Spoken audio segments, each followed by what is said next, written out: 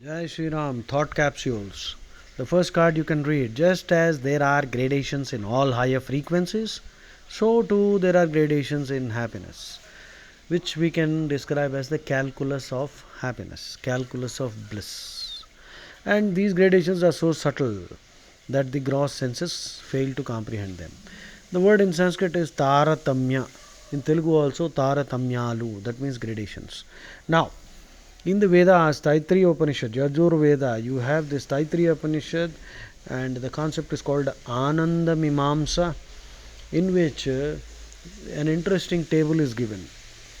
If there is a young man who is healthy and very learned in all the Vedas, very young and strong and handsome, and he owns the whole world as his kingdom. If his happiness is taken as one unit, that raised to 100 is the happiness that a yaksha or a lower level celestial being enjoys. The lower level celestial being, his happiness, if that is taken as a unit, that raised to 100 is the happiness that Gandharvas enjoy. That is, the Gandharvas are a second set of celestial beings, higher. So, whether you accept this hierarchy or not, it's a very interesting concept about happiness, and we will understand the deeper implications on mulling on it later. So, Gandharvas, if taken as a unit, Gandharvas' happiness raised to the power of 100 is that of the manes. Manes, manes mean the Pitris, the ancestors, our forefathers. And then the Pitris raised to 100 is the Devas, the gods. Devas' happiness raised to the power of 100 is that of Indra. Indra's happiness raised to the power of 100 is that of Brihaspati. Brihaspati's happiness raised to the power of 100 is that of Prajapati. Prajapati, that is Brahma himself. His happiness raised to the power of 100 is Brahmanandam. Now, don't get confused. Brahma is a Puranic deity, whereas Brahman is the name of God in the Vedas. Brahman. So, Brahmanandam, that is pure bliss. So, if you look at the whole equation, it is 10 raised to the power of 20 of all Vishayananda. Vishayananda in Sanskrit simply means mundane pleasures.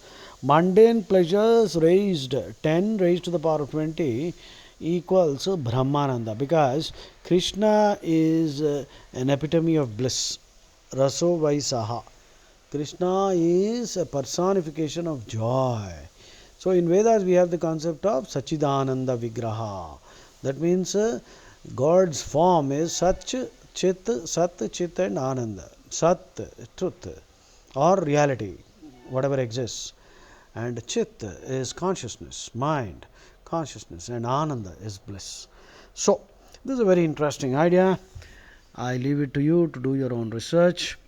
And Krishna in the Bhagavad Gita, 2nd chapter 54, when Arjuna asks, who is a Sthita Prajna? Krishna says, one who has given up all desires.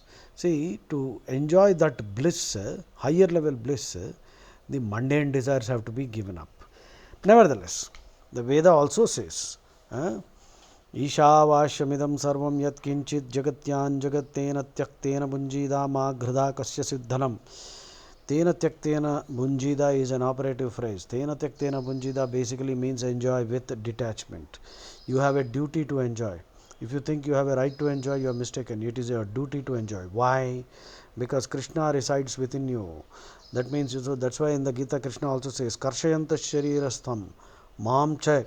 Karshayanta Sharirastham Krishna Mam Chai Vanta Sharirastham Tan Vidya Asura Nishchayan.